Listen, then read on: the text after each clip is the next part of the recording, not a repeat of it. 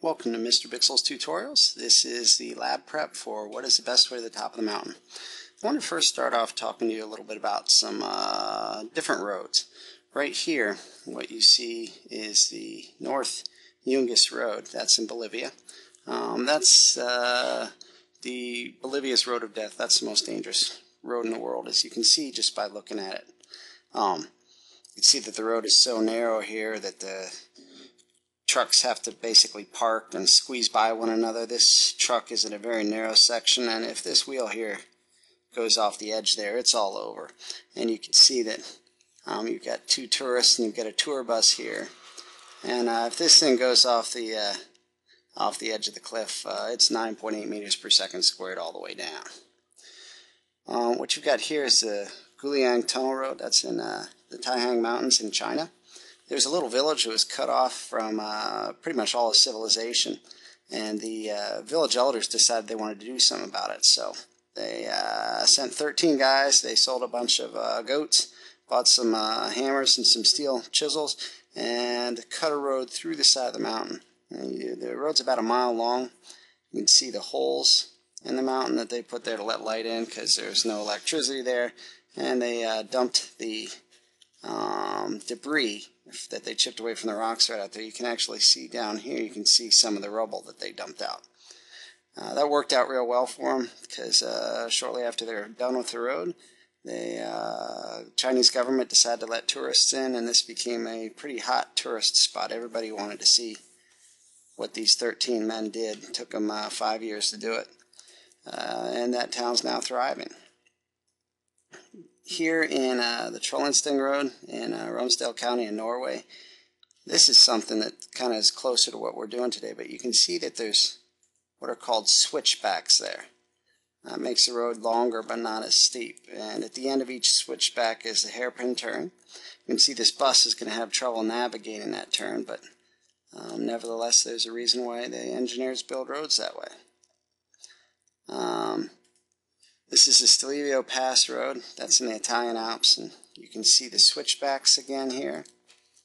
And you can see these are actually parts of a guardrail. This is right beside the road. The people who are standing here taking the picture actually traveled right up this road right here, and this switchback comes right to here. Give them a good vantage point to take the picture. Then there's Leisbjorn Road in Norway. Again, you can see the switchbacks. This right here, this is interesting. This is a glacier. And then one of my favorite ones is a pass in the Italian Alps. I mean, look at that. Is that beautiful or what? This one here actually has guardrails. Certainly, they have a little bit more resources to build a safe road than they do in Bolivia. But that brings us to today's task. If we have to build a road to the top of the mountain, how are we going to build it? If we have a volcanic type mountain, we can just go around in circles until we get to the top. That's going to make a really long road that's not so steep. We could do the switchbacks like we saw in the Italian Alps. That's somewhat steep. We could just go straight up the mountain. That's quite steep. Or we could go find a sheer face and find some way to scale it and be ridiculously steep. Those are the options. Now, why do the engineers build the roads like they do? Well, that brings us to the controlling question in the lab. What is the best way to the top of the mountain? The only word in this title that really needs any clarification at all is best. And we're going to define that today as being the least amount of work, where work mathematically is defined as force times distance. So, certainly we're not going to be able to go out today and build roads on mountains. So how are we going to model that in a classroom? We're going to do it with a table. That's going to be the mountaintop, and a wooden plank will be our road. This wooden plank you see oriented right here is not very steep, and that'll represent this road.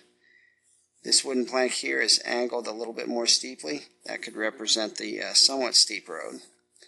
angled a little bit more steeply, could be the very steep road, and if we just put it straight up and down, that could be the ridiculously steep road.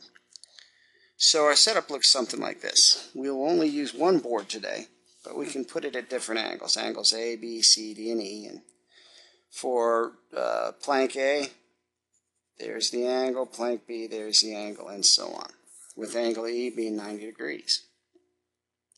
On these planks, we should be able to measure the distance the truck has to travel to get up to the top, as well as the force it takes to get it there.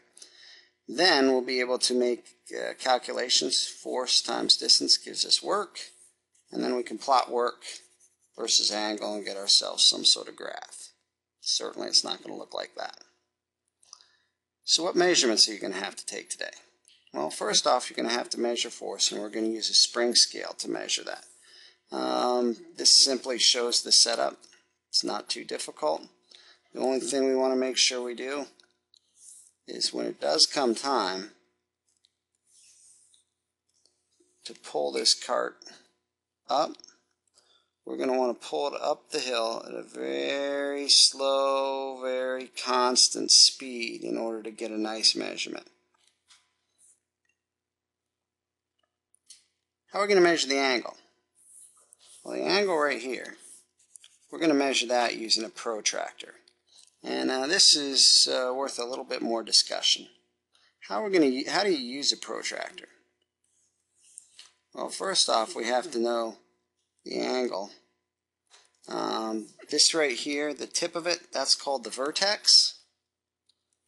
And the vertex goes in a very special place. A lot of times I'll find students put the angle right like this. And that's not right. The vertex of the angle has to go in a very special place. This little circle right here, that little white dot there, that's where the vertex goes. So this angle is going to sit right in here like this. And you'll notice that this right here is right along the 0 line. This point right down here is 0, here's 10 degrees, and here's 20 degrees. And if we look very carefully, we can see that this angle is 10 degrees, 20 degrees. Looks like it's pretty much 20 degrees right on the button, so we'd write 20.0 because we can read this protractor to the tens place. In the lab, however, this measurement's going to be a little bit more difficult because this plank here has some thickness to it, and that's going to make some things harder. Let me show you what I mean. If we have an angle that's made of something thick, when we go to place it on the vertex, it's hard to figure out exactly where to place it, especially when you see what's going on over in this area. So what are we going to do? Well, if we look carefully, you'll notice that this shape has the same angle as this black shape, which is the same angle as this right in here. And that gives us a way to make this all work out.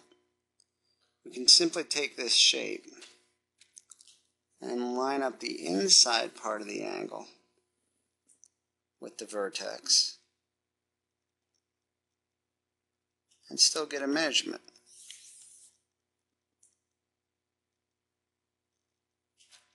This right here would read 10, 20, 1, 2, 3, 5, probably 24.1 degrees. So, what does that mean back up here? It means we'll use the protractor to measure this angle right in there. And we should be able to get a pretty good measurement.